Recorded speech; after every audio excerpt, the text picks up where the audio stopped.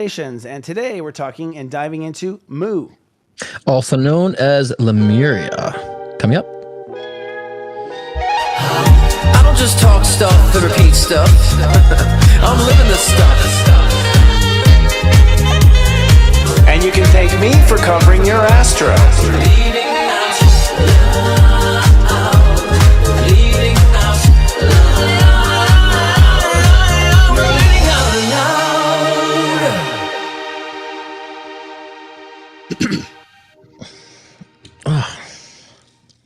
Welcome to Leading Out Loud, the shift show that takes all things spiritual and makes it into poor taste material. I'm psychic astrologer Christopher Oteki here at your service, now on our new Wednesday night show, and this is my co-host. I'm Scott Cruz, psychic medium and mentor, coming with you with scottcruzpm.com. How are you doing this week, Christopher? I always like to check in before we get into our shit, see how you doing this week. All right. Okay, that's a good idea. I would say it's a heavy week. I mean, there's a lot that went on. We had a new moon. We'll talk about that. But for me, it was like just constant.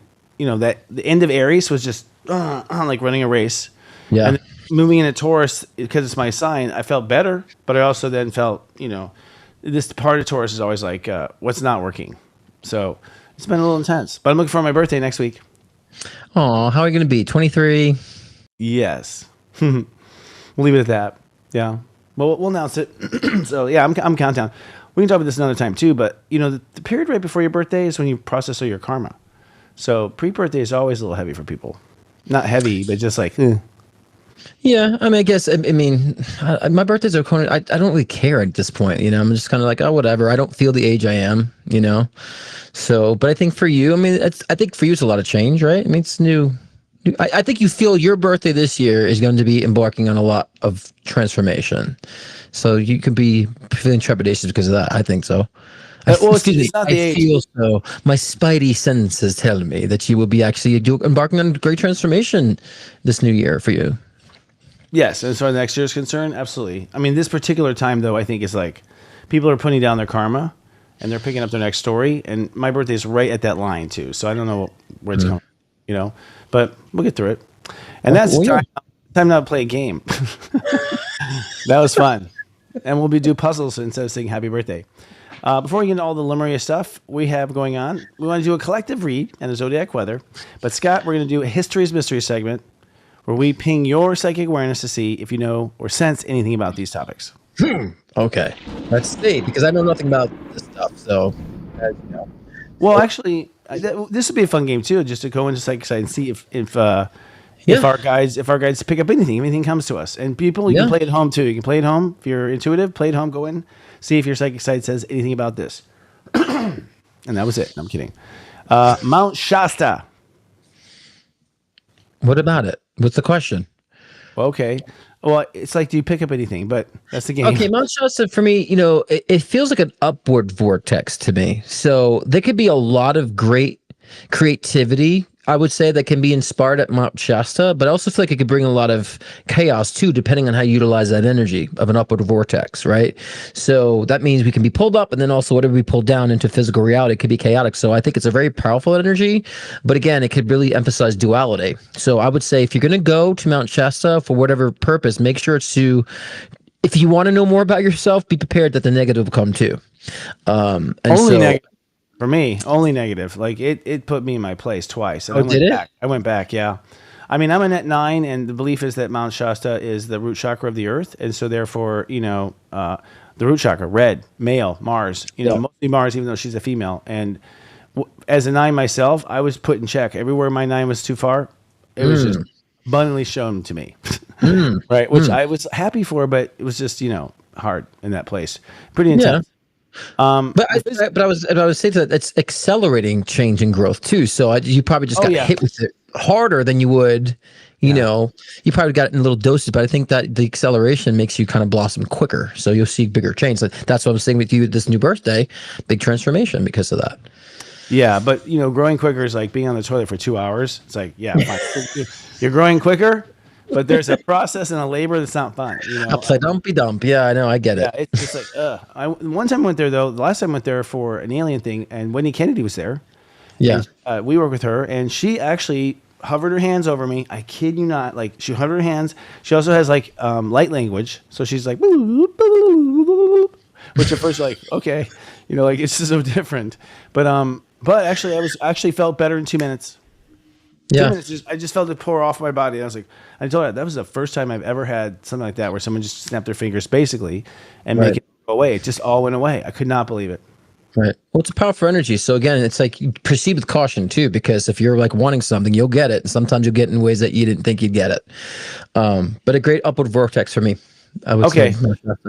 Well, it's Mother Earth's genitals, so you're close. Is what it is. So that's what it is, and it's the beginning of her spinal cord that goes down, the Rockies. What we have written here is it's located in Northern California. Some claim there is a Lemurian or Mu city under the mountain. What does your intuition say about Mount Shasta? I was supposed to read you, but I just made you cold read. Oh, okay. Well, that's fine. I like the generic stuff too. Bring it on. Yeah, I think we should. I want to try reading it after, because it's kind of interesting to see what you come up with, and then okay. So you didn't pick up on Mu City, but I agree with you on the vortex. I do. There is like being twisted up down thing. There is, absolutely. I'm not familiar with the whole Mu thing and Lemurian stuff, so I got to get general gist of that because of decided to talk about the topic. So it's good that I'm kind of blind to it a little bit too with that. So you're saying the city of Mu was actually there in history in that area? Is that what you're saying? Well, two things. I mean, a port, but then I think they fled there when they knew their country, their nation, water, and they brought some of their libraries there and stuff like that. But Mount Shasta has all sorts of it seems like every mystical creature or gnome has put up a house there. You can't even go on the backside of Mount Shasta. You're not allowed. No one's allowed. Really? Why is that? Well, we don't know. That's the whole thing. That's a mystery. Oh, they know it sells tickets. I don't know. No, but apparently, I would suspect there's a lot of mystery there. There's a story about Saint Germain wandering around there, and a whole book about him, teaching this mortal or average person all these things right there at Mount Shasta. So there's a famous book in Lightworker world about that. But you also hear about aliens. You hear about alien stuff around the top. See, my guess. Not my guess, but my intuitive read is that I think behind that scene is kind of like a portal. So like Bermuda Triangle, yes. People disappear. Maybe people disappear back there. I actually feel you're right. I feel there is a portal, which is why these things are showing up. You know what I mean? I don't imagine government knows. I mean, shit, there's not even a road back there. Mm-hmm. Have you checked any ley lines that run through Mount Shasta? Have you checked that at all? No, and I never have gotten laid there either, so I don't know. Oh, ley lines, okay. No, but seriously, I haven't checked it. I mean, my ley lines through California are through Southern mostly. This is up near Second. Yeah. All right, so History's Mysteries. Here's the next topic. I will not read it until after you get a hit. Easter Islands, the Easter Islands. Easter Islands. It was interesting. The first thing I heard was seeking refuge. So I feel like the Easter Islands, is an area to where I think that would be a very healing energy, a very self-reflective energy where that is. And so, because when I heard seeking refuge, I feel like people would understand how to harvest energy there, and understand how to transform or reformat. Right. I also see in connection to that, purple crystals. So I don't know if the symbology of purple and violet and crystals somehow channeling that, those elements in that location also brought on healing through those type of mysticisms and so forth. So it feels like a very healing energy, seeking refuge and almost like a spiritual hospital, so to speak. True, although it's barren. It's not really barren. It's actually just green hills with weird statues on them called Moai statues, and they're like these big statues. They're tall. They don't know how they got them there. They're pretty well chiseled. Different sort of personalities or people we assume of their history, but some claim, according to our producer here, that the Moai statues are actually from Lemuria or Mu, and this is true. Do you think, now that you've heard that fact, do you think they're from Lemuria, those statues? Yeah, because when I went to that, my psyche immediately went to the past and what they would go utilize that space for. So absolutely. And that would actually kind of make sense if it was like a healing, refuge, seeking refuge, because that's what they were very heart focused, at that time. So, and I think they might've just taken shelter there at some point. Yeah. Well, and chiseled, statues for some reason, or carried them over there. Pretty weird. All right. Here's the next question. Regarding Lemurian crystals, do you pick up that there is actual power in there? It's interesting because I think that people back in, those back in the historical times, especially Egyptian times too, like I like to always kind of interject that too. They understand physics better. They understand how to astral project. They understand how to project consciousness. So I think they were able to utilize these elements a lot better than we're knowledgeable of.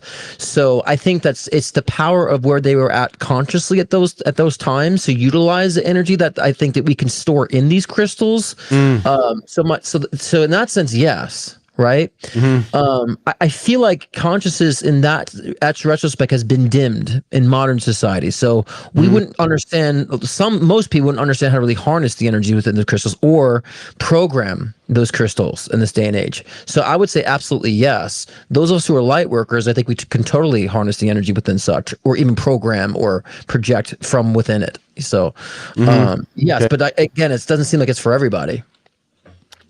Well, yeah. I mean, first of all, I don't think we have a clue. I do, for everything I've studied, let's put it this way. What I've studied is, or read about, is that yes, both cultures use crystals, but Lemurian were like brilliant at it. And apparently when you read these books about our memories, our records of humans, they're stored in crystals too, allegedly. So it's interesting. Well, to me, it's almost like they're more alchemists back then, right? They understood elements and how to like combine elements and use different elements. Like, especially like I was saying in the Egyptian period, they would take certain stone that would vibrate to astral project. They go in these tunes with a certain stone and it would push them to astral project. So they understood how to utilize these elements. So in that sense, I think it's the mind of the alchemist, so to speak, and that was able to harness and utilize that power and take advantage of it.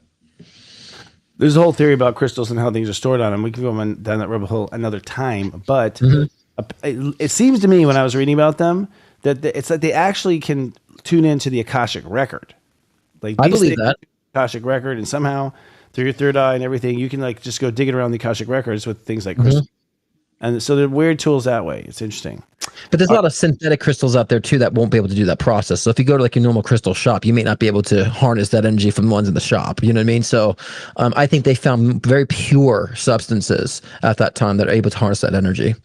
They did a lot of stuff. We'll talk about it. Because Christopher, I've seen women who've had like, or friends and have had their whole apartments full of crystals, always sick, and always broke, always alone. Like, I'm like, your crystals aren't working, so yeah. So we understand like the natural pure elements and how to utilize the power. We just putting them around you isn't going to do anything.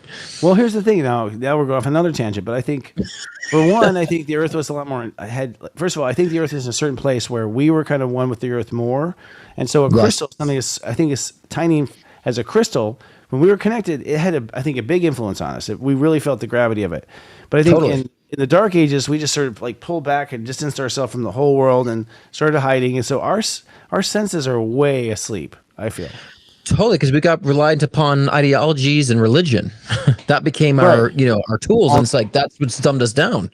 All in the mind, and so the mind can be controlled. So, anyways, I don't know. We might get goosebumps one day when the crystal goes by, because it seems to be able to reshape energy. And if we become sensitive to feeling energy, I can see where it could actually help. But right now, it doesn't do shit.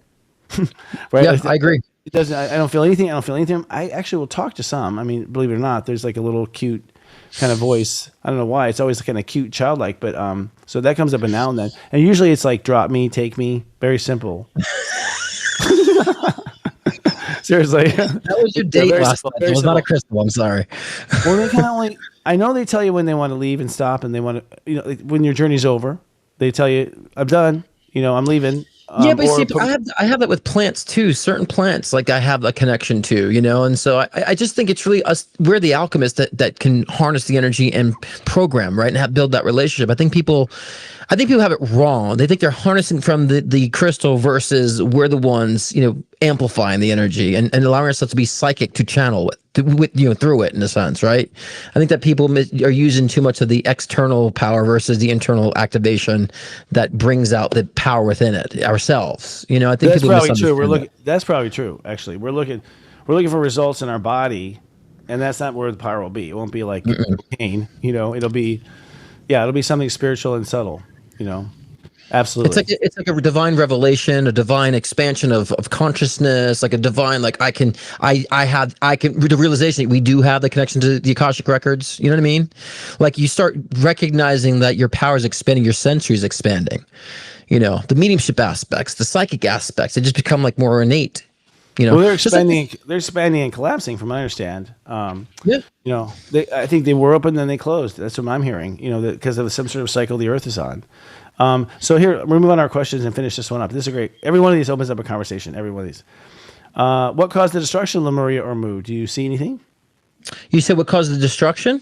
Yeah, of Lemuria. Okay. Oh, gotcha. Let me see.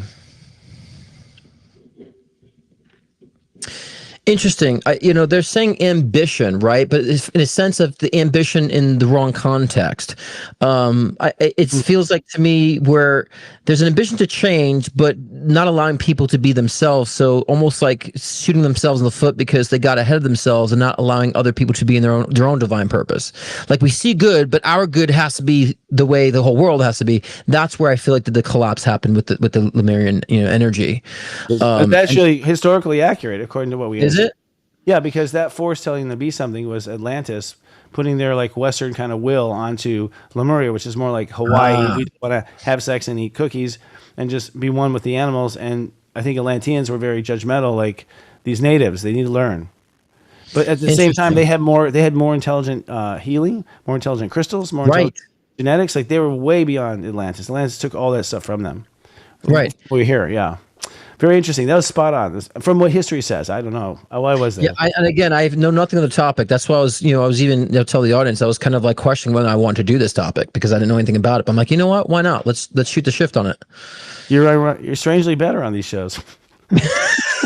Fuck off. Just kidding. Next question. Okay. All right. Is there power in Lemurian? Oh, wait, I'm way behind. Okay. Where was Lemuria or Mu geographically? Oh God. This one's hard for me because I get essences on it, right? So if I get an imagery of it, like I'm seeing definitely like mountains and hills, right? But then I'm also seeing surrounded by water too.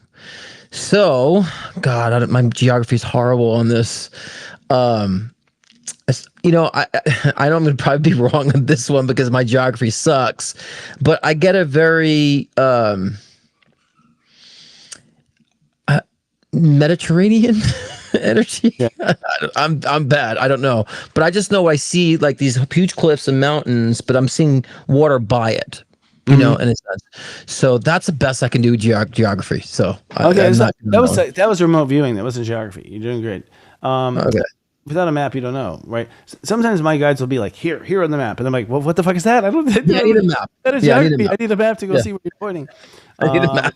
It's rumored that it basically was along the Pacific Rim. So like apparently they had many islands like Hawaii and stuff in the center of the ocean, Pacific Ocean, and then allegedly they had like all sorts of colonies like along what is now Seattle. I think some in California. I think they're on the side of Japan and alongside Japan. So they and even Australia. I think there was their colonies and stuff. So they're basically the west, the west to us or the Pacific Ocean. It's interesting because the imagery I got looked like Kauai to me. Oh, you know what I'm saying? So like the huge green mountains, but then surrounded by the water. So like that's how the imagery looked to me in my mind. So if it's Hawaii, that can be very similar to the images I'm getting, the vibe I'm getting. Wow, that's interesting. I wonder if that'd be funny in your head if you start seeing commercials for shit. Just What commercials do you mean? Just not only the image, but it's brought to you by something in heaven. You know what I mean? Oh. Oh yeah, man, I do normally. I just see people think, and then we talked about this before the show. Like I'm always speaking from what I'm intuitively feeling. So people think it's like you said, what's the difference between logic and intuition? I'm like, I've been working on my psychic ability since I was a child. That I only speak from what I'm intuitively feeling. Like my opinions are just like I like pizza. I like this music, and everything else is just a read for me in life. Yeah, and actually, I like though when I see you go into it. Like when I see you go into it and you like you do on your show. On your show, you'll sit there and you'll be like, be quiet for a second. We're all like, are we supposed to do something right now? You just like kind of leave.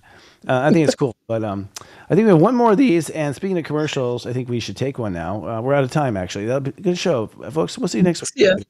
Good day. The last one is, let's see. I think there's not any other predictions this week ahead. Okay, so we're going to talk about basically our astrology now. I thought it was one more example. Sorry, folks. But should we take a break now and then talk the astrology? Let's do Yeah, this. we'll get back to astrology. We're reshift. The Unite the Light Lightworker Summit is reborn in 2025. May 17th to the 19th, reincarnating in Nashville, Tennessee, the capital of country music life. If you live to make the world a better place, we invite you to gather and co-create for 2 days. Day 1, meet curated, heartfelt influencers sharing strategies and innovation. Day 2 calls for conscious conversations. Lightworker power panelists discuss industry urgent topics. And for the first time, you requested, we co-created a third day, a 36-hour, ultra-private, closed-door Whisper Summit.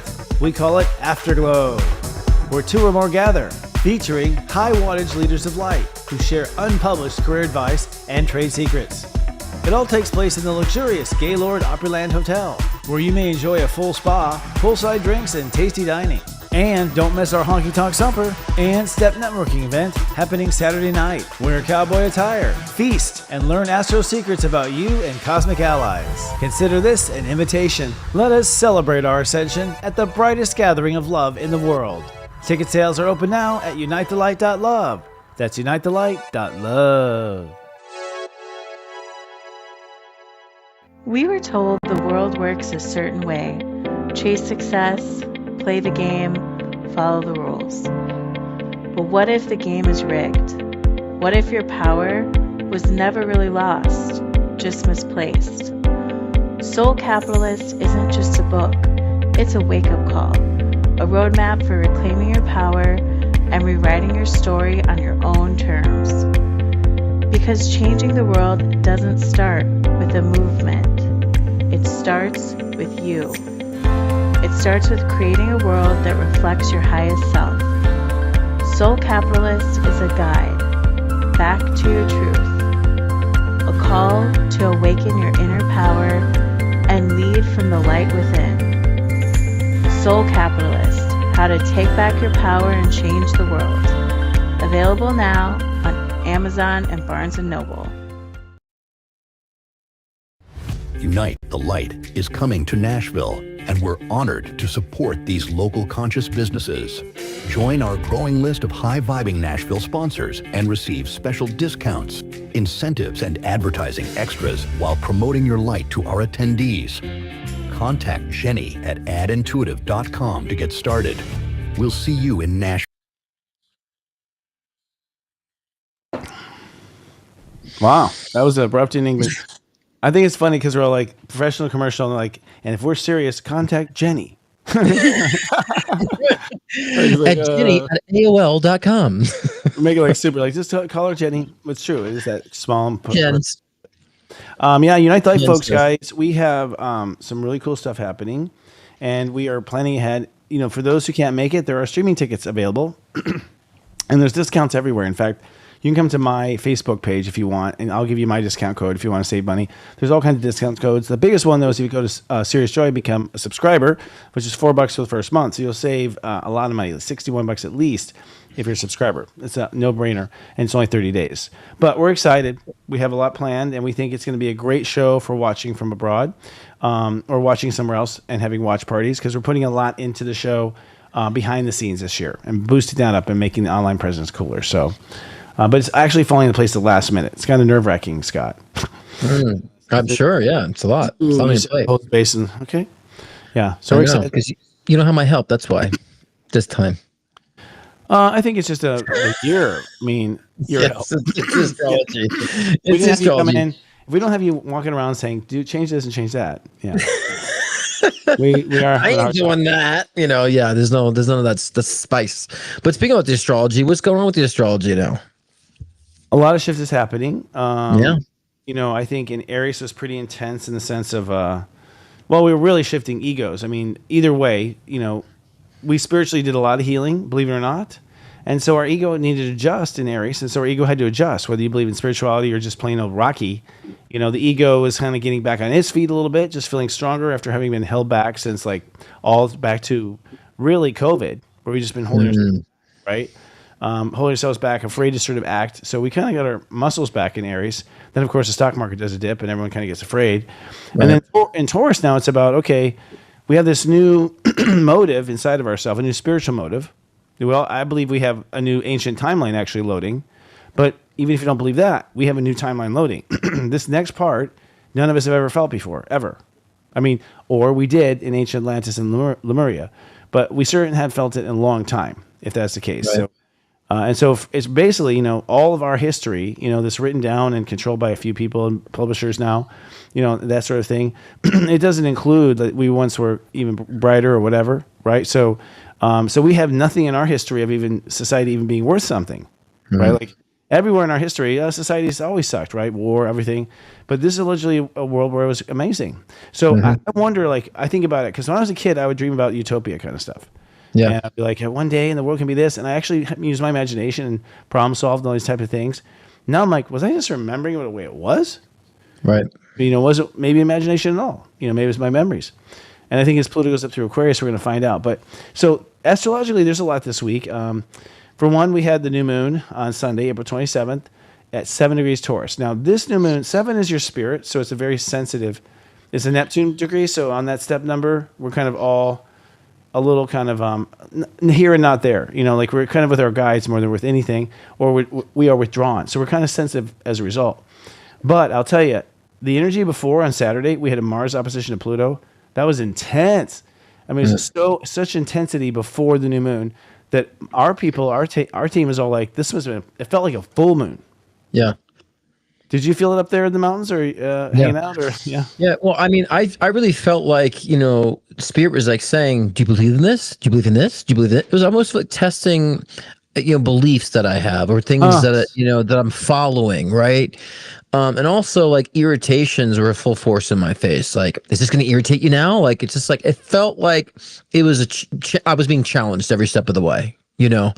And I found myself falling victim to the aggravation, but then allowing myself to snap out of it, and I recognize too, I'm kind of just be a little transparent, a little personal for a moment. I've gotten so obsessed with bringing spirituality down to earth and grounding for people that I've lost a lot of my mystical, perceptions and perspectives, and then I realized I need to bring that back in, when it comes to a lot of the other mystical, besides being psychic and medium, but as far as quantum physics, quantum mechanics, and how reality is structured, and reaching extraterrestrial, interdimensional beings, and talking about all those wonderful things I used to be so embedded with that, Spirit's like, go back into that again. You've gotten so grounded. Let's lift it a little bit. So that to me is an indication that we collectively are about to start lifting up and rising up too, and things might become more fluffy duffy, and Aries season is always kind of like a pain in the ass, when we get into the Aries, it's very a pain. And so as the pain in the asses were born. Right.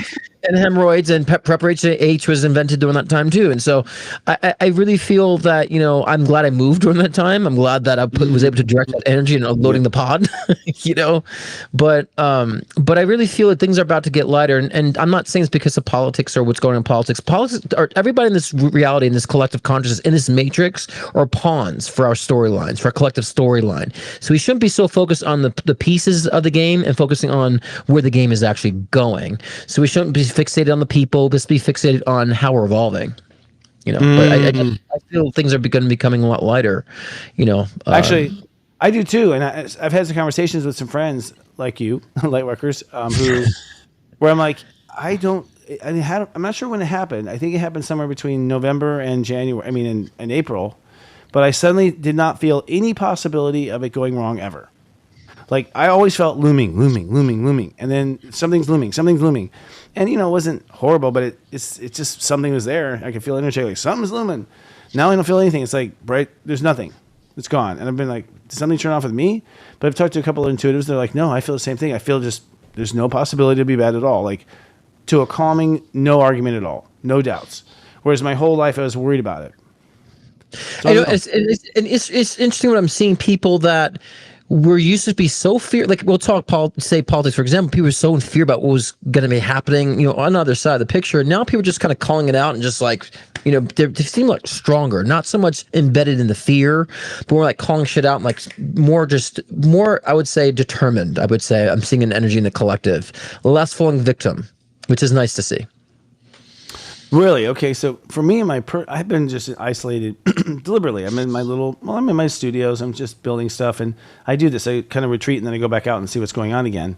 But I felt like, to me, it's just all nothing burger in the sense that I feel strong now, and I'm just like I'm not worried about anything that we were worried about during COVID, and those kind of worries. I went down certain rabbit holes. Like none of that for me. Feel none of that. So, so I think what we're describing is this new premise, and this new premise is the new timeline. That's what I would argue, that we both have the new premises in life, and everyone has a new premise, and that's what it kind of felt like over the weekend was. We were removing one premise and then giving labor to another premise. And I think that's why the new moon was intense, because we were loading up, I think, a story that will last for 50 years at minimum, this next story, whatever it is, 50 minutes. Right. Yeah. But have you felt this too? Because I felt like 5 or 6 years ago, there was a merging of timelines. Now I feel like there's a demerging of timelines. Do you feel that too? Yeah, I mean, I've been told that recently. I mean, I was asking around because I was hearing different stories like, can I really so there are people on the bad bus, we just wave goodbye, and we know they're going to die, and they're waving goodbye to us, and they're like, we're going to die, or like, what's going to happen? Are we both living at the same time? You get to choose or whatever. And so, but the Palladian said through Wendy is like, no, there's a timeline. Like Earth has a timeline. And then I've heard another one where it's like, well, my guys are saying when people reincarnate off, because what happens is if the whole Earth is going high and getting higher and higher in frequency, and you have stayed stuck, you're going to get sicker and sicker. I think your body's just going to start to decay. It just can't handle it. It's more density. I think people more dense. It's like the gravity literally pulls you kind of apart because you're refusing and staying at the bottom, and the Earth's like, well, I'm going up, so it's going to get stretched into sort of an infinity kind of thing. And that's what was shown, that there's a new Earth. Someone told me there's a new Earth, so to speak, or the next version, or her sister, or the next model, whatever, where if you want to stay in this level, well, great, we got a place for you. Right. Again, yeah. Mm-hmm. So it's interesting. And then was there a third option there? I think there was. No, that's pretty much it. You have to reincarnate. It's the same thing anyway. It's just like there's a new paradigm, being built, right? And so even if it's a merging or demerging, at some point, like something activated a lot of people's past karma and trauma, so it was spurging out. So I think people have healed, so it's creating a different, paradigm. So either way, if it's a demerging or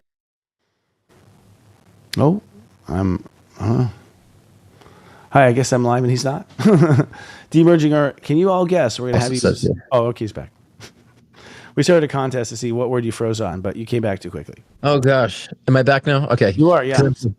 I don't know why I'm hardwired too to the. I don't know why it's. I mean, there's weird stuff like that. There's weird tech stuff going on too. I mean, yeah, it's been going on for a while. Isn't it? Okay, because even starting up, I was like, oh, my lights weren't kind of getting situated. So okay. And I hear solar flares and Schumann resonance. I mean, here it's all just blasting back and forth. Astrologically, we have Venus going to Aries today. We talked about that. So Venus is the softest thing we have, and we're throwing her into like a rocky, smolten place like Aries. So she's going to be there feeling a little naked, which means we're going to get a little tougher. Our feminine sides get tougher while Venus is in Aries, and she's not as open to everything energetically. We're not as open to everything, and we're a bit more focused. We're kind of going down the pipeline. Black Moon Lilith at 3 Scorpio is squaring Pluto at 3 Aquarius today. So Pluto, that was basically a battle about whether or not you believe in yourself. Interesting. That and that's hits right on what I was saying before, my personal experience about like, do you believe this? Do you believe this? Do you believe this? Yes, so, exactly. Yeah. And so, those watching who have been tested with your beliefs, like it's a good thing. It's like a check-in, because you might realize maybe you're believing things that were shortchanging yourself, And so, I think when people look at astrology sometimes, Christopher, they always look at the bad. What is the bad thing? Don't do this during the time. It's like it's a polarity. Like you just harnessing energy in a way that's going to empower you. I mean, I had people say, "Oh, my such and such is a such and house. I can't move there now at this time because the energy will be chaotic." I'm like, but chaos can be good too for you. You could defragment and also have a lot of inspiration come through too. It doesn't always have to be negative. So I want people to understand this during this time, that the tests don't have to be negative. It could be just a recalibration, just I've been saying for the past couple weeks, like reconsideration, redirection, I never see anything as negative, really. Honestly, I think at the end of the day, the whole ride is rigged for people to get better. The whole ride is rigged for you to go higher to God. Like, seriously, you can't even be dark for a long time. Like you get recycled to it. Like, I think aliens are getting away with it because they left, but whatever. And they're laughing too. Yeah. Venus conjuncts Neptune at 1 degree on Friday, May 2nd. And so that's after, Venus has to deal with Black Moon and square dance in that sense. Or Venus actually enters into Aries and feels kind of rushed. That's what I was thinking. Then she goes over Neptune at 1, and that is like, I don't know, some sort of new age drug. I mean, Venus on Aries. First of all, Venus has not made love to Neptune at 1 degree Aries since the Civil War time. Yeah. Abraham Lincoln was the last president when this happened. I keep saying that over and over, but it's true. Abraham Lincoln was the last president when this happened. So we've never even had this. And what's funny is like Venus is like, the maiden, and she goes wandering into the military camp, and then the entire world goes to war. That's weird too. Right. It's weird too. Yeah. Hi, April. Do you see April's on there? Yeah. Hey, April. She called because I moved to Sparks, Nevada. She's like, I feel like that's going to be good for you. I'm like, of course, Mrs. Sparks will know about Sparks, Nevada, right? So. Oh, that's interesting. Very interesting. Yeah. So that's going to rough things up. And then Saturday, May 4th, may the 4th be with you. Pluto retrogrades at 3 degrees. So Pluto's about to retrograde. Now, that's also a big stop. That's a weird thing because Pluto's basically a destructive force, which is kind of like slowly digging a hole, literally slowly digging a hole, right? And killing things on the side and just regurgitating everything that's around it. And all of a sudden it just stops and then starts to back up, right? So when it backs up, it's like, okay, the destruction is over. The core first blast or the first hit is over, which means from that point on, the things are going to fall apart, or things that are already identified or cracked or spoke out or screamed. Like nothing new at this point. Pluto's got no new territory to do, but you sort of go backwards and you kind of reevaluate of what has been torn down. Sometimes by good intentions torn down. It's a consequence of the karma. Pluto, the enforcer. So it retrograding means that's a big shift in the story's direction. We're kind of watching really the results of the last 6 months. Yeah, I agree. But this is what alchemy is. When you understand the destruction, chaotic energy, and how to utilize that to manifest, like that's what alchemy really is understanding how to manipulate energy like that. And so energy cannot stay at one level. It's got, if you look at a wavelength, it's up and down, right? And so, I mean, if you flatline, there's no life. And so we have to have movement. So we need to understand how to utilize the down moments, right? And we're having those down moments and how to also utilize that till we have an up moment. So I think when people understand how to utilize these circumstances, these emotions, these moods, these energies, that we become the alchemists in that sense, to manipulate the energy the way it's going to work in our favor, and we can ride those waves, ride those currents. And that's how I always say how we navigate. And so I think right now, like moving forward, especially with the month of May, it's important for us to understand and find the alchemist within during this time. And how are we going to utilize this energy for the movement that we want? Because like you said, Christopher, if you're not going to be moving along with the current, you will get sick. The density will be cumbersome, right? And everything that you've been struggling will get increased and get greater until you get frustrated, until you push yourself into movement. So it's very important that we're self-reflective in that way. But I think we have to stop deeming things as bad. This is bad experiences, and understand it's a downtick. What are you going to do to utilize that downtick to push and reinforce the uptick in your wavelength? Yeah. Spoken like a true Aquarius, brother. I think that conversation you just had was a new age conversation. You're sitting there going, we need to get used to energy. We need to have a strategy when the energy does this and a strategy when the energy does that. Like, that's Aquarius. That is it right there. We start thinking on these new wavelengths, literally, of how to react to stuff. And I agree, it's totally energetic, and that's what we're waking up to slowly. But also, the waves are getting bigger and more intense. I mean, they were so subtle. I think the reason why they had to go to the Himalayas to meditate and all that stuff during the Dark Ages is because you had to go like extreme just to get a signal. I don't think we had signal in heaven as easy as we do now. Interesting. The signal, like the internet, was like down. So you had to really go high up, and you have to like meditate and hold still for like 2 days and all kinds of crazy stuff just to get the signal. Now I think it's like it's tapping us on the shoulder. It's so loud. I think that, but I think it's we're more aware. We've evolved too, so it also makes it kind of like at our fingertips, and I think, and there's a lot of people, we talked about this before the show too, a lot of people have been, and we'll get into the crystals that, they used in Lemuria too, and Lemurians used in type of how to harness energy, but I think now we're starting to recognize it is within. A lot of people are starting to recognize it, and naturally. I see a lot of people are more natural with their abilities. They're not having to like seek out different modalities, different tools. They're just like, they're having their dreams. Right? They're getting that message from a level that crossed over like this, right? Yeah, they are. And I think that, people are gravitating even to sacred geometry. I've been seeing, I know you have a guest speaker too, that you spoke with that was very much into sacred geometry as well. And I see a lot more people there's a lot more people I see are unconsciously connecting with a lot of sacred geometry and their tattoos and the work that they're doing. And so there's a lot of that, I would say, reminiscences of our spiritual past and our past incarnations that are resurfacing as of late. So I think people are being remembered when they had connection to source, connection to spirit. And I think I'm seeing a lot more people. Well, I don't think I'm seeing. Thinking is a bad habit to say because my thinking is my intuition. But I really see and I'm observing people, find their natural, hidden, mystical talents as of late. Me too. Actually, you're talking about Robert Edward Grant. Yes. He is going to be our mastermind keynote. So our key mastermind. So what we're talking conversation. We're having a conversation with him. He goes all over the map in metaphysics. But here's the thing: he started very sciencey. Although I think he was religious as a child, but also very logical, very sciencey. But somehow the guy's like opened up the crystals and all these varieties of things that. I was shocked that he was so open and calm to. It was like, of course. I was like, oh, right. Wow, okay. But I think part of his work is the blending of science and spirituality kind of thing. Again, we're seeing these things. Yeah. I think when you dive into true science, Christopher, I think it's impossible to not be spiritual. When you dive into the true science and tap into the ethers and the cosmos, it'd be almost impossible to not be spiritual. Or a fool that, I think it's like, yes. And 2 million years later, they formed a family which became human. It's like, no, come on. That's as dumb as God going like this and snapping his fingers. I don't think it was that either, 7 days and that thing. So I think we're just young and that sort of thing. And this is going to unfold. This is the exciting part, I think, of this new era right here, this conversation. Like it is, and it's going to it. I'm seeing places, just to say, I'm seeing people talk about stuff and I'm like, what? You had another thing was astrology. I'll tell people I'm an astrologer and like, oh my God, I'm a this with this rising and this moon. I'm like, holy crap. Like I used to have to explain when I started, 19 years ago, I had to explain those terms. Oh yeah. Everyone, the moon is this and the horizon is that. Now everyone comes to me with their credentials, basically. Right. And the rising. And I've had an influx, and because when I, first started, I'm sure too, it's all just mainly like 99.9% female clients. I have so much rise in male clients, straight males too, not just gay males, but straight males, where they're coming from their wives and they're getting guys. I'm like, I've had a lot of male clients too, which is showing that the divine masculine is, finding its potential too, and merging with the divine feminine. So it's been a joy actually. And that to connect with more of the male energy in this space too. We can go down these rabbit holes, but like not just a joy, but a pleasure, like interesting to watch.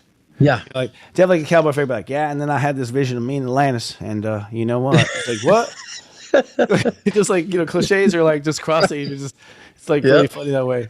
But we're supposed to talk about Lemuria, so let's move on because you and I are and Gabby tonight, and it's great. This is the new us. We're talking about Lemuria. Now the reason why it was called Lemuria is because some explorer was looking for lemurs somewhere, and on his voyage looking for lemurs, he saw the land or something, and he named it Lemuria. So we've actually been calling it Lemuria for only about 200 years.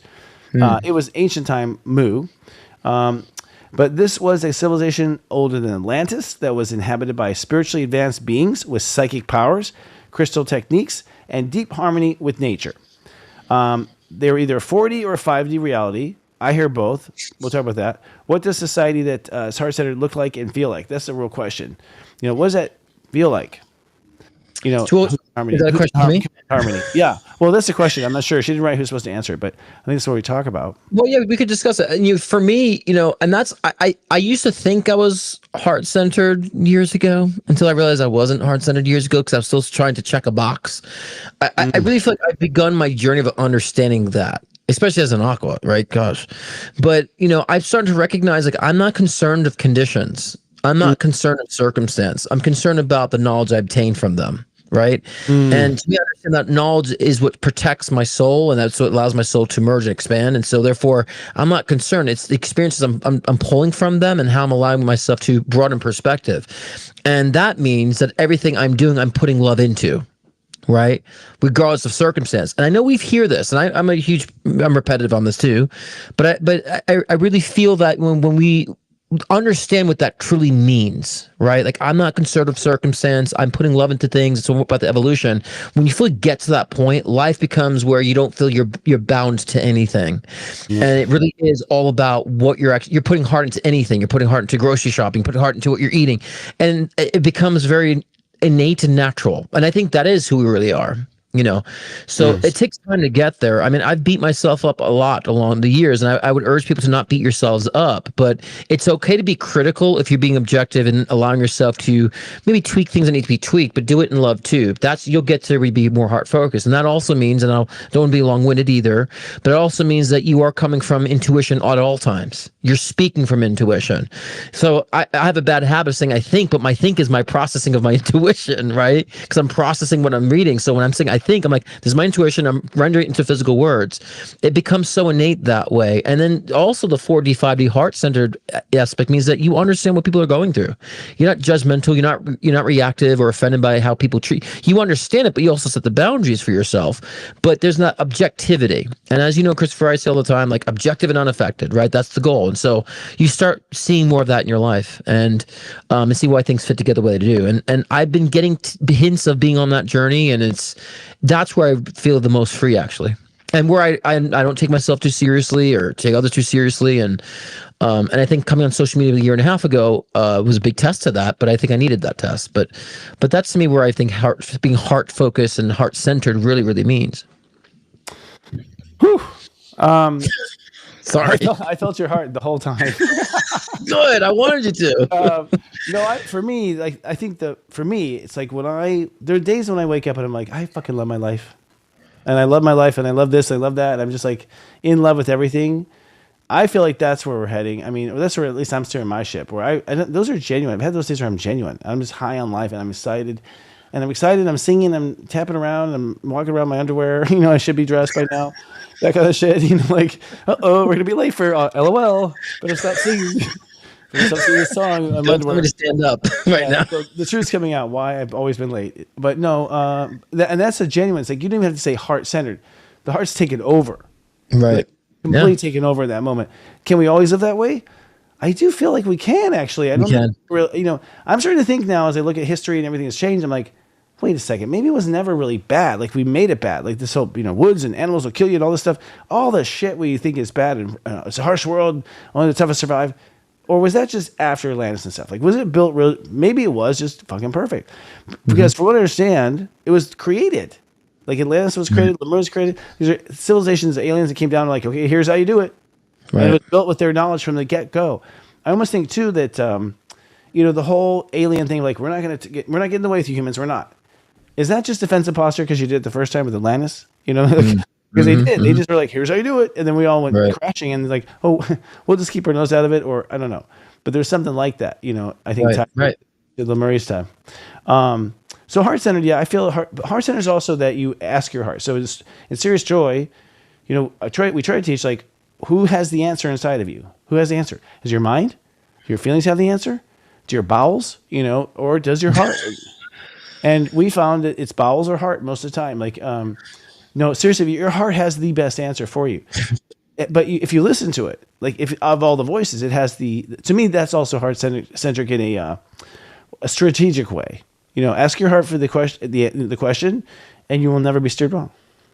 And I'm glad you brought that up, because I think people think heart, that means it's all about like lovey-dovey energy. And it's like love has different formats. Love also comes with the zeal, right?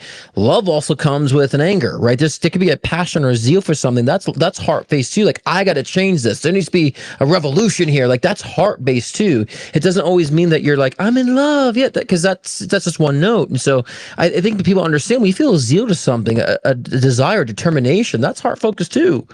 And of course, yes, it is like Soul Capitalist said, there is, without that noise, there is... I know, what is that? We have sound effects this week. I know. There is that empathy. I mean, but to me, the empathy is a result when you're heart focused. You're just empathetic naturally. There's no having to work on that. Yeah, because if you're in your heart, your nature of your heart. Oh, there's another... okay, this is our director. If I go with this, isn't it? But like, if you're in your heart, there's a ding that was right. So what do we get for the next round? When you're in your heart, you want everyone to be there in that joy with you. You want everyone there with you. You naturally, you give a baby something yummy to eat. Right. Baby's like, here, have it too. Like the baby wants to give you right away a bite. That's right. Because the nature of the heart is like to connect. When you feel in love, is to connect and to share. Totally. It's hard to resist it too. Yep. It's only like 2 feet in. You're like, that's not my wife. Like your heart's just going for it. Yep. So back to Lemuria. Apparently that was the way they lived. I mean, It makes sense. If you go to Hawaii now, which is allegedly like the last standing land of Lemuria, so I know when I went there, I didn't feel like doing like anything but eating and sleeping, basically, eating and sleeping. So like, it lured me into just life itself. I forgot in that vortex. The worker me was just like not here. It was authentic, so the vibe got me. Now, what about they had crystal technology? Apparently, they're in communication with nature. They had healing domes that used vibration, light, and color to restore the mind, body, and spirit. You remember those? Crystals allowed telepathic linking and were used for long distance communication. So it's like I guess we beam us from each other to each other. Ancient version of the internet, basically, with these crystals, spiritually attention and consciousness. And I guess there were large crystal complexes, pyramids or spires, acted as portals or stargates, enabling interdimensional travel or contact with star beings like Pleiadians or Arcturians. Yeah, interesting. I think so true. Now, so from what I hear, they're also all of our like Aquaman, and all that sort of thing is like still Lemuria, mermaids, Lemuria, like the whole ocean, half human, half whatever fish idea was Lemurian stuff. That's our Lemurian legend, apparently, right? Yeah, and it was more the natural side. So that's what let's see what else we have here. Yeah, that's it. We're closing. So I mean, there's obviously like, and just reading like some of the types of crystals, like some would be more about sound, some would capture about light energy, right?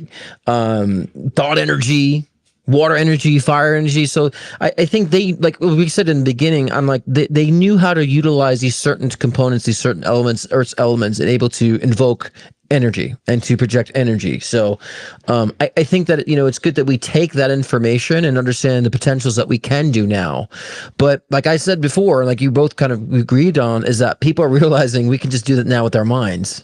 We can do it now with just projecting consciousness. And so I think so if we lifted rocks, I mean, allegedly, first of all, the pyramids, and that's something Robert was talking about, the pyramids today with construction companies and stuff, we could not build the pyramids. We don't have technology today. We cannot do it. It's too big of a mass. We can't lift one of those stones, with our machines. So allegedly they used crystals. I mean, crystals somehow sped up the energy and made it multiply off itself or something. There's a sacred geometric kind of superpower when you just direct the energy maybe a lot to bounce off of itself. I don't know. But apparently we had that kind of technology where we understood how we could take advantage of the crystalline and energy and force energy through it, but a human still had to sort of steer. So there's an interaction with human. Even fascinated about like older cathedrals, like how the grand they are with the gravings and the carvings and the curvature of the architecture. Like they didn't have machinery back then. And even those, you remember those skulls that they found, like this, was it like 12 skulls they found around that they were like crystallized skulls, and they said there's no way that could have been cut without a machine. Right. They found it, and how old they are. And so, they understood something with physics and understood something with using Earth's elements in order to manipulate energy that, I think that when people start, I think the whole mockery of like, oh, I have a crystal, this is going to provide me healing is not how simplistic it is. It's not just taking a crystal, I'm going to be healed from this. There's an alchemy, like I said before, there's a process of understanding that we need to dive into so we can maybe harness more of that energy and project it. But I don't know, Christopher, I feel like we're becoming more consciousness focused right now, to where I think we're evolving out of needing tools. I don't know. I think the manifestation thing, sorry to go long-winded again, I think the manifestation thing will become more of an obvious than it has been. Yes, it's becoming extremely obvious to me. But I also feel lots of things are happening. I still feel like we probably need a crystal to raise like, a rock the size of, Atlanta. So we lift something heavy like that. Probably gonna use some crystals. I don't know if my mind can do it. I think it's for those bigger things. I think Atlantis allegedly, not flipping Atlantis, but they had lighting, they had flying objects, they had power during the day, they had a lot of stuff, and allegedly it was all crystal stuff. Yeah. So I think there's a lot we don't know. But I agree. The ones on me don't do shit. Like, although there are the big, like the black ones on my desk, I do feel absorption from those. Mm-hmm. Do feel things like calm down around them. I do. Mm-hmm. Maybe we'll wake up with on prayers. That could be from your past too, from your past, experiences that you're kind of relating to too. It could be like your past dealings that you've had with that. Just and just bring the memory to you, right? Yeah, You know, I think memory. like I have like obsidian pyramids everywhere. I just love pyramids too. Like I'm just obsessed with pyramids and stuff. So I always resonate. And I've had a past life regression where I was sacrificed in Egypt as a child to harness energy. So I definitely connect with the Egyptian energy too, as well as Greece. So when we talk about Atlantis, Christopher, I've always been attracted to Greece. I know. And Greek mythology. Yeah, I mean the whole world was. It's interesting. One of the questions from backstage is how can we tune in with our hearts and with earth energy more? Actually, we're in tune. We're allowing other parts of ourselves to distract us. We're already in tune. You're already in tune with your hearts. You're just allowing other things to talk louder, like your feelings and your thoughts. And so it's a discipline thing. It's also an identification thing. I mean, my heart has a specific, like, awesome feeling to it. So once I know where it is, I can just kind of consciously go there inside myself. So that's the other thing too. The mapping of awareness is so subtle and so personal. So it's like, it's that weird thing that happens over here. Oh, okay. But if you pay attention to your energy, it does have constant like rhythms and things it does over and over again, little twitches, little weird things inside your body that you think is your imagination. But as you start to look at them, you realize there's an interaction going on. Yeah, and I would say for me, I think in conjunction to that, like I feel that we have to understand when physical is needed. So I would say physicality is secondary. We got to put heart first. That means what you're feeling is first, and then secondary comes the physicality. So I think many people are so entrenched in the physicality first, and manifestation comes from feeling, thought, right to things. So same thing with our karmic expressions. If we understand what's going on within us and learning more about ourselves, then you understand that you're not having filters any longer. So I agree with you, Christopher, that we're already heart focused, but we have so many filters in the mind that's or filtering our soul out. That's physical parameters that we don't need, and the physical limitations that we don't need. So I would say know your ordering, and physicality is always secondary, not primary. Yeah. Although I think once you believe in it more, the volume turns up. So it's like totally. It's like once you believe in goosebumps, then you always get them. Like right. It's like your reality just goes, okay, we'll steer that way. And so if you need loud, then go ahead and ask your body for loud. It'll be loud. It'll lead out loud, but it'll help. It will be that way. Yeah. I do get a lot of physical in a reading. I get a lot of physical stuff. Like I can feel the presence of entities or their guides. I can feel like a pull. I can feel the energy from them. I'm feeling energy. Also, yeah. And I listen, you open up and you're like, what's here? And you just, right. Yeah. And that's what I'm saying. So if people start with the heart first, start with the feeling first, the physicality becomes even more more palpable like that. Because I feel more when I'm, physically, when I'm tuned in emotionally, tuned into what I'm feeling and intuitively. The physical expressions become that more satisfying. I'm not chasing the physical expressions. Many people are just chasing the physical expressions first, and that's where they get lost. So that would be my answer to the, how to be more heart-centered in Earth is like understanding that you're part of Earth, but not you're in it, but not of it, right? And so let Earth be thy bitch. With that we have a commercial. We have one more commercial. We'll talk about Earth being a bitch right after this. Hello, I'm Sanandra, founder of CT Organics. For the past 30 years, our goal has been to bring the healing power of plants into your everyday life with simple, clean, organic skin and hair care made with love. From now through May the 4th, we are running a very special promotion for a free 1-hour astrology reading with our beloved Sensei Christopher Witecki. Enter code word I am a winner at checkout and you'll also receive 15% off. May the 4th be with you. The world is starting to catch on to human design. But what is it? Through combining astrology, the I Ching, the Vedic chakra system, and the Kabbalah, human design provides you with action-oriented strategies to align with your unique energy. Are you tired of the same old thing? Register today to get a code for 25% off a human design report or a free report with the purchase of a session. Welcome to the rest of your life. Welcome to human design. The work? Oh, wow. What's funny is like just watching that human design commercial. It's like, wow, that was a trip to me because it's like, it's using the same thing we do in commercials always, but now I'm being talked into human design as an option. That's crazy. Yeah. It was really interesting. Yeah. It's like, and when I was a kid, it was like, what was it? Dialectics. I can't remember this name. Dynetics. Dynetics, Yeah, thank you. Ron Dynetics, Hubbard. yeah. I did Scientology too. In my quest, I was a Scientologist for my little quest after the Christian thing and atheist thing. Then I went to Scientology. So yeah, I have a huge little journey there with Dynetics and Ron Hubbard. Ron Hubbard. Yes, exactly. Well, I think we're out of time, which means we got to talk about what's on your show tomorrow night. That is right. So tomorrow, Thursday, because I'm talking about demystifying mysticism. So, and it kind of goes in line with the show, because a lot of times I find people overly mystifying things, and in my sessions I'm like, let's not overly mystify this. As a mystic, I think we can simplify our connection to actual mysticism, realize how more rational it really is. So that's tomorrow night, and we're doing live readings as well, so come and see me every Thursday, 6 p.m. Pacific time, 9 p.m. Eastern time, right after you have LOL Wednesday, my show Thursday, and Namaste Today and Serious Joy on Fridays. So we're filling up your weeks here. Yeah, we're getting it into the drinking weekend. Just come on, come on, you're almost there. Yeah, kind of thing. No, it feels better. I like having shows at the end of the week, not at the beginning. That's just me. Yeah. Mm-hmm. Yeah. And of course, if they want to book a personal session, scottcruzpm.com. If they don't want to do the live readings things, I know people, but find me there to see how I work. And if you want to book a private one-on-one, scottcruzpm.com. Brilliant. And do it now, because he's getting busier and busier.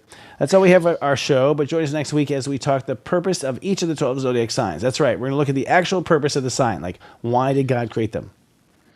Yeah, I'm excited for that one. I think we have our best shows when we do the astrology reads. So that'd be fun. I'm excited. Oh, yeah.